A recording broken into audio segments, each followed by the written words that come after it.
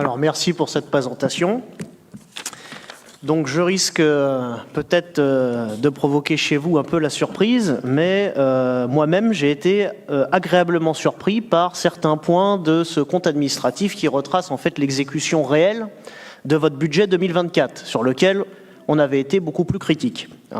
Puisque, comme je l'ai souvent fait, bien qu'il peut y avoir régulièrement de votre part, que ce soit dans les bulletins municipaux, dans les présentations, dans les réunions publiques, des présentations un peu alarmistes de la situation, concernant notamment l'attitude de l'État qui viendrait prendre tout l'argent d'Atis-Mons, qu'on allait être en grande difficulté. Bon, on constate finalement, alors certes, en termes de gestion, il y a certainement des choses à dire, mais que la situation globale d'Atis-Mons, finalement, par rapport à d'autres communes de France, Atis-Mons n'est pas si mal loti, que ce soit en termes de dotation, où il y a beaucoup de villes où les dotations diminuent, et que ce soit en termes de fiscalité, où les ATGiens étant lourdement mis à contribution, ça nous permet tous les ans de récupérer quand même pas mal d'argent qui rentre dans les caisses de la commune. D'ailleurs, on le voit, quand on compare de compte administratif à compte administratif entre 2023 et 2024, j'ai noté que les dotations avaient augmenté de 462 000 euros et impôts et taxes ont augmenté de 1 560 000. Voilà. Ce qui nous fait quand même pas mal de recettes en plus. Et donc sur l'année, sur le global des recettes, si on additionne tout avec ce qu'a monté, ce qu'a baissé par rapport à l'exercice précédent, on a 1 650 000 euros de recettes en plus. Voilà. Et d'ailleurs, vous avez été honnête, puisque vous, dans votre présentation et dans le document que vous nous donnez, vous expliquez que c'est surtout la revalorisation des bases foncières à hauteur de 4%, ce qui est quand même considérable, qui a ramené pas mal d'argent dans les caisses de la ville. Donc, on a, comme tous les ans, les recettes de la ville qui augmentent. Donc le problème, il n'est pas au niveau des recettes, il est au niveau des dépenses qui augmentent considérablement. Et cette année, force est de constater que là, comme je vous dis, j'ai eu une très bonne surprise. Franchement, alors que vous nous déclariez tous les ans que c'était impossible de faire des économies, l'inflation, etc. On pouvait pas, on a des dépenses incompressibles, les chiffres ne peuvent qu'augmenter, etc., etc. Là, on voit que finalement, le travail a pu être fait, puisque on voit même que le compte fourniture service 011, non seulement au niveau du compte administratif, il a même diminué. Donc c'est parfait, en quelque sorte, ça veut dire que vous avez su faire en sorte que sur tous les contrats d'entretien, enfin tout ce que les grosses dépenses de la ville d'Atis-Mons, eh bien, enfin, on a pu avoir des économies par rapport à l'exercice précédent. Et de même, sur les dépenses de personnel, alors soit il y a eu un changement de politique entre-temps, soit elles étaient un peu surévaluées, mais on constate que par rapport au budget principal, prévisionnel, 552 000 euros de dépenses en moins que ce que vous aviez budgété. Donc ça, c'est sûr que là, d'un coup, on a de vraies économies qui ont été réalisées sur l'année 2024. Et donc, il n'y a pas de secret, comme vous avez quelque peu rééquilibré en 2024, comme vous l'avez présenté, on a gagné 2 ans de ratio de désendettement, ce qui est très bien.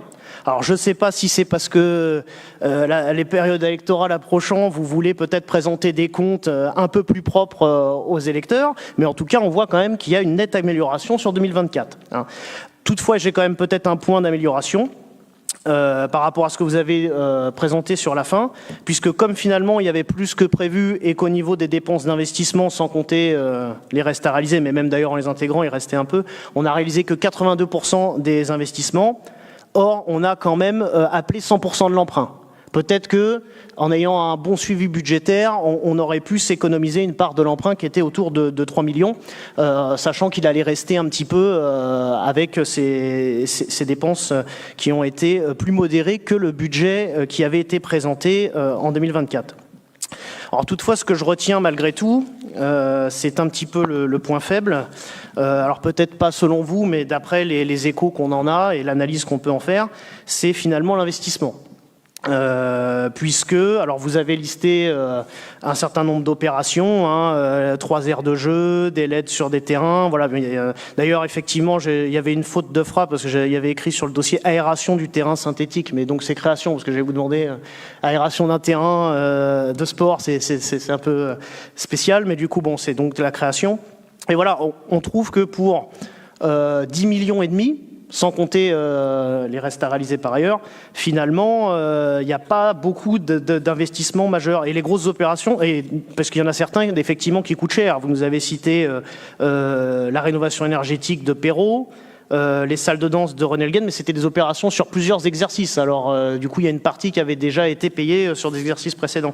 Et finalement, les grosses opérations, on les voit dans seulement les 2,2 millions là, qui sont sur le report. L'agrandissement de Prévert, la remise en état de la maison France Service. Donc là, ça, c'est des projets un peu plus costauds, on va dire, en termes de volume. Donc on a quand même une interrogation sur l'investissement, puisqu'il y a quand même, la somme est là, 10,5 millions, mais on n'a pas vraiment la traduction concrète. Nous, en termes d'équipement, ça nous paraît assez léger. Voilà. Et donc, en tout cas, force est de constater, on verra ça, on en reparlera dans la délibération suivante sur le budget 2025, mais en tout cas, en 2024, il semblerait que l'exécution du budget était meilleure que prévu et que vous ayez tenté, quelque part, de remettre les comptes un petit peu dans l'état initial où vous les aviez trouvés, ce qui est plutôt à saluer pour le coup. Bon, toutefois, le problème, c'est que, comme je disais, entre-temps, il ne nous semble pas qu'il y ait eu énormément de choses de fait, notamment en termes d'équipement. Et il ne faut pas oublier que malgré tout, tout ça a quand même été réalisé aux dépens, si j'ose dire, du contribuable atégien, qui a vu quand même sa facture de taxes foncières. Alors, certes en volume, pas tant que ça, puisque si on prend en compte l'inflation, etc., mais en tout cas en valeur, au niveau du montant des taux de taxes foncières, on a quand même été, je ne me souviens plus, j'avais fait le calcul à un conseil précédent, mais sur le mandat, on aura quand même une augmentation significative des taux de taxes foncières. Voilà. Donc en tout cas, voilà, ce compte administratif n'est pas si mal que ça. Et en tout cas, il prouve que quand vous voulez, vous arrivez à faire des économies. Et c'est bien. Et bon, on en reparlera tout à l'heure sur 2025 pour poursuivre le débat. C'est dommage que, à mon sens, vous n'ayez pas poursuivi cette politique sur, en tout cas, le prévisionnel de l'année à venir. Merci, Monsieur Pélotin.